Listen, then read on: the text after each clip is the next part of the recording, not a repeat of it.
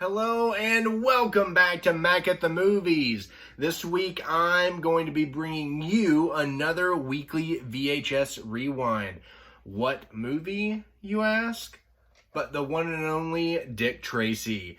It has been at least 4 years since the last time I watched this, and the last time I watched this was this actual copy. I'm excited to dig back into it. Every time I rewatch this movie, I always notice something I didn't notice the time before. So I am definitely looking forward to revisiting this one. I loved Dick Tracy growing up.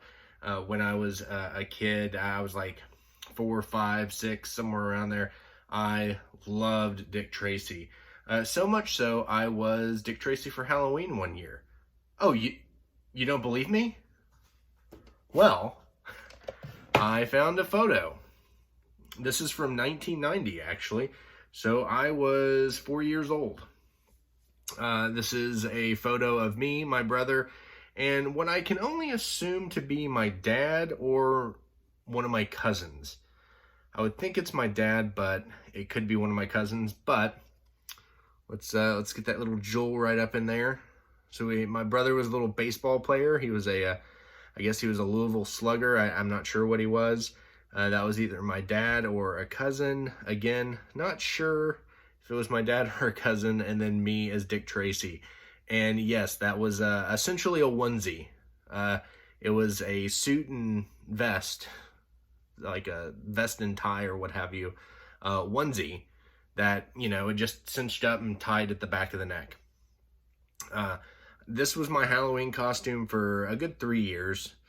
Not because my parents were like, you already have a Halloween costume, you still fit in it, that's what you're going to wear.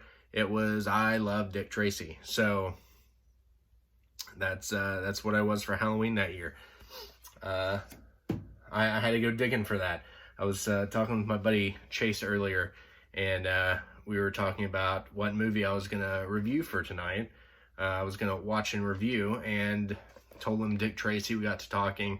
I told him that I was Dick Tracy for Halloween 1 year, or 2 years, 3 years, whatever it was, and he told me that he was as well.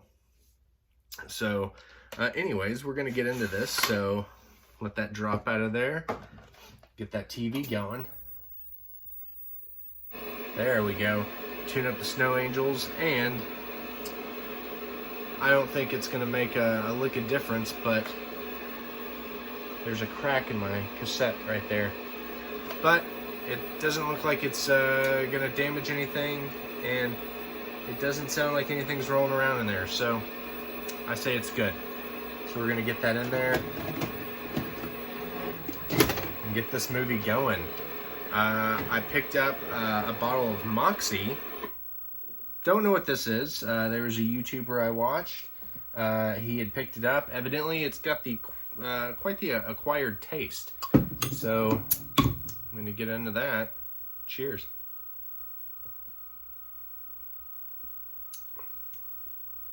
He wasn't lying. It's a unique taste. It's not terrible. Original elixir. So I'm going to keep on sipping on this, and it has a weird aftertaste. It does have a weird aftertaste, almost like a black licorice. Something, I don't know. Touchdown Home Video. I'm going to get to watching this, so I will see y'all during the rewind. Bye. Alright, and I am back. So, Dick Tracy, great flick, so let's hit stop here. Turn that rewind knob and talk about this movie. So, we got a world of gangsters and one cop that wants to rid that particular, at least town, of all the evil and corruption within it. You have Al Pacino playing this gangster character who is trying to do everything he can to get rid of Dick Tracy. And the entire movie is a battle for that territory. So much going on in this film. It really does have an essence of like a Tim Burton Batman film. The soundtrack, some of the scores by Danny Elfman, and it has a lot of the same vibe as what you would see with a Tim Burton film. So definitely great. Madonna's in this. Slew of cast. I didn't realize Dick Van Dyke was in it. Kathy Bates, she has like a 5 seconds of screen time. When I noticed her this time, I was like, what? That's, whoa. So, I mean, Dustin Hoffman, the list goes on. Definitely a great movie, worth checking out. If you like old style, I mean, this is based on a comic book, so if you like old style, like gangster type movies, this is a lot of fun. The rewind stopped. So the back of it, one thing I liked about the back of this case is it really feels sort of like a comic strip, or maybe like a trading card, because I'm sure they had trading cards back then. This movie is PG. I watched this quite a lot as a child. Just noticed tonight for the first time. I don't know how many times I've seen this movie, and for some reason never noticed it before. Madonna wears a very see-through top. I don't know how I never noticed that before. I guess I just never put much thought into it, and it being a PG movie, didn't think that it would be in there, but it was. So if you got kids and want to show them this, I would say they probably won't notice it, but it's definitely a great movie. I would recommend to show anybody this film. It's a lot of fun, even with that one scene in it that I never realized before. Then again, there's always so much about this movie that I've never realized before. Dick Tracy, I don't know, or I mean Dick Tracy, Dick Van Dyke, I don't know how I didn't realize that he was a character in this movie. It wasn't until a few years ago that I started paying a little bit closer attention to the cast and like different things about the film, or just about films in general. So I would always just let things go by me, and I would, not notice. I mean, it just opened up. It listed Dick Van Dyke as one of the credits in the opening thing, and I was like, Dick Van Dyke, what did he have? I guess he produced something. And Warren Beatty directed this film. The camera work, everything in this film is amazing. The colors pop, the camera work. I mean, it's so much fun. I could just go on and on about this. Probably have a review all in its own. Just to focus in on this one movie, which I may do later on down the line. Maybe next year I'll do a full-fledged movie review on this one. A lot of fun. I really like it. So I'm gonna hit the eject. That Moxie drink I had earlier, that is definitely an acquired taste. It's a unique beverage.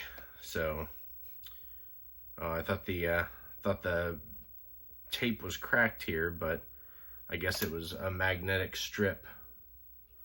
I bought this movie years ago from Walmart, and what some people don't realize is that Walmart, a lot of their VHSs, things like that, I guess early days VHS, not just at Walmart, but a lot of places, a lot of it was previously viewed. So you would get, shrink wrap stuff, and they'd put little magnetic strips on a tape or something like that. But, that was Dick Tracy. If you've seen this movie, what did you think about it? Did you get the same correlation to kind of a Tim Burton style film? I mean, like, I know Danny Elfman has done the scores for some of his movies, but was there anything else that really stuck out to you that thought, hey, this could have been Tim Burton? I mean, if I didn't know Warren Beatty had directed it, I would have probably thought maybe. Especially with a lot of the bizarre characters of the film. It seems like it would have been something right up Tim Burton's alley, which is another thing. And if you're a fan of Dick Tracy, and this movie takes a special place in your heart, please take what I say lightly.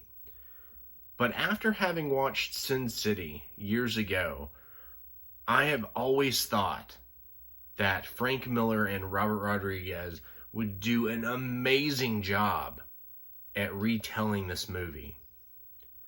Not necessarily remaking it, but giving a good, a new life to the story. I know a lot of people get grumpy when it comes to remakes, things like that. But the one thing a remake doesn't do is take away the original. You'll always have the original, so,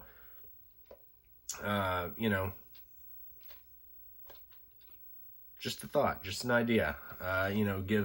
Give new life to Dick Tracy. But yeah, put this down here. Anyway, thank you all for stopping by. I hope everyone out there is doing well. As always, be good to one another. I'm about to hit bed. It is super late, and I'm tired, so I'm going to head to bed. So always be good to one another. Thank you for stopping by, and I'll see you next time. Bye.